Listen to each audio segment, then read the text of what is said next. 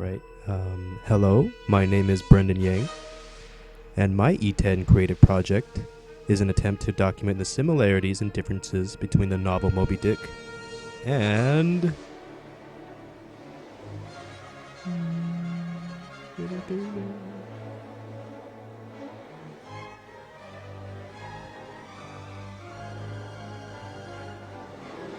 Bingo! Star Trek II, The Wrath of Khan. A little preliminary knowledge, Moby Dick was published on October 18th, 1851, and Star Trek II The Wrath of Khan opened on June 4th, 1982. I personally think that it's remarkable to find the influences that Moby Dick, as a mid-19th century American epic, had on Star Trek II, a science fiction popular culture icon.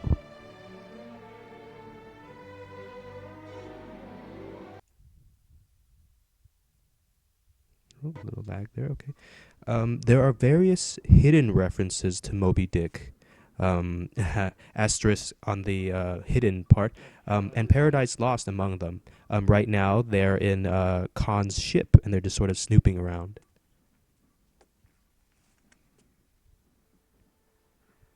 I don't get the connection. I don't. Well, anyways, Captain Kirk's ship, the Enterprise, is the protagonist of Wrath of Khan. Let me just show it.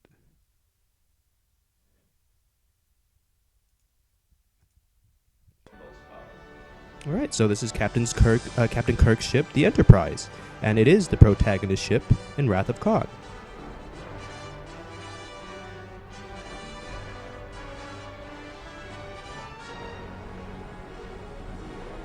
However, I would like to note that it is ironically also Moby Dick, the white whale, in this movie. Look at the docking sequence.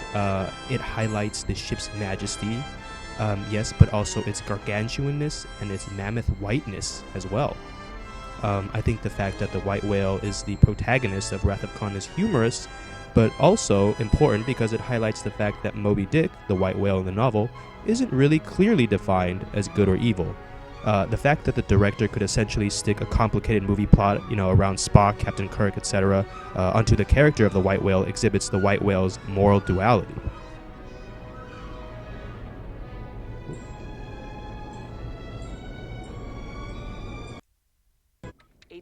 Oh, it's the Death Star. Well, I would also like to note, however, that the Enterprise's multi-ethnic crew is very much in the spirit of the Pequod's crew. Approaching neutral zone. All systems normal and functioning. Leaving section 14 for section 15. Stand by. George Project Takei. parabolic course to avoid Well, neutral if the zone. Enterprise is Moby Dick, then Course change projected. Captain, then I'm Ricardo getting something on the Montalban's distress channel. character On speakers. of Khan Noonien Singh, that's his full name, is Captain Ahab. You can tell he's larger than life. Later on, he pilots the USS Reliant, which he uses to attack his Moby Dick.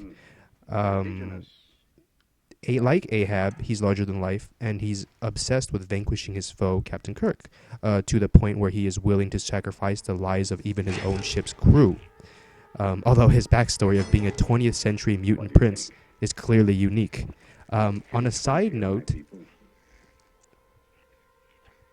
I wanted to say that Khan, like Ahab, has otherworldly control of others. In this scene, he's taking out the mind control earwigs, and he's going to, I'll just let you watch, I guess. You see, their young enter through the ears and wrap themselves around the cerebral cortex. Of course. This has the effect of rendering the victim extremely susceptible to suggestion. Later, as they grow. I was actually trying to throw in an angle that maybe there was like a similar thematic tie of fate between the two media. But once mind-controlling space earwigs become involved, I don't know, logic kind of is thrown out the window. Let's just say that Wrath of Khan sparsely mentions fate in some ways. These are pets, of course. Love sticking around for this sequence. Not quite domesticated. Khan, Captain Kirk was only doing his duty. Oh, ew. Shake it off, man.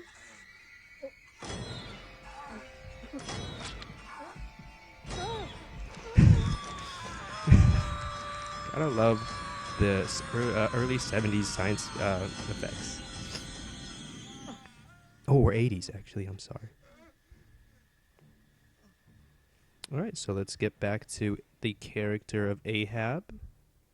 That's better. Bond. So this is Ricardo Montalban's character at the very end of the movie when he's defeated. And let's just hear what his final words happen to be. The game's not over.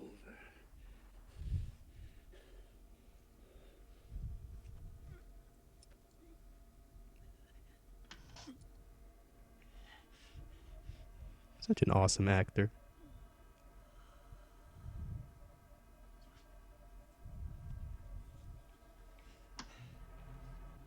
Apparently all science fiction ships have self-destruct buttons. I didn't know that.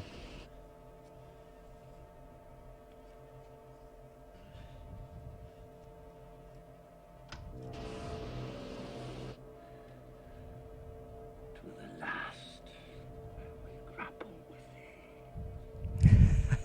thee. Well, okay, so now the reference to Moby Dick that perhaps most Star Trek II aficionados wouldn't have noticed immediately would be the character of Joaquin, Khan's second in command, and incidentally, his very own Starbuck. An energy source on Reliant. Pattern I've never seen before.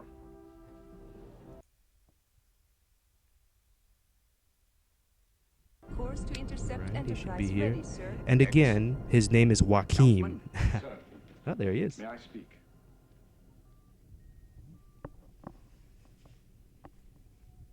We're all with you, sir. But consider this. We are free. We have a ship and the means to go where we will. We have escaped permanent exile on SETI Alpha 5. You have proved your superior intellect and defeated the plans of Admiral Kirk. You do not need to defeat him again. Yet. He tasks me. He tasks me. He tasks me, and I shall have him. I'll chase him round the moons of Nibia and round the Antares maelstrom and round perdition's flames before I give him up. Strong reference to Moby Dick there.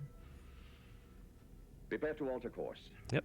And so Khan actually shows his soft side to Joaquin, similar to Starbuck too. When the ship, towards the end, when the ship is getting attacked. It's no use. There's Admiral, I've got to take the mains off the line. I forgot to take the mains off the line.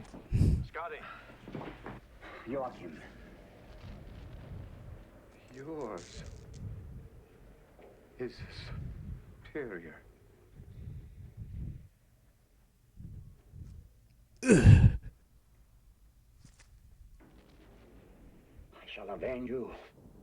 All right, so you can see how the character of Joaquin is similar to Starbuck because he tries to tell him to stop, to stop his fruitless voyage and just return home. And the two characters have a strong connection, similar to what Ahab had with Starbuck.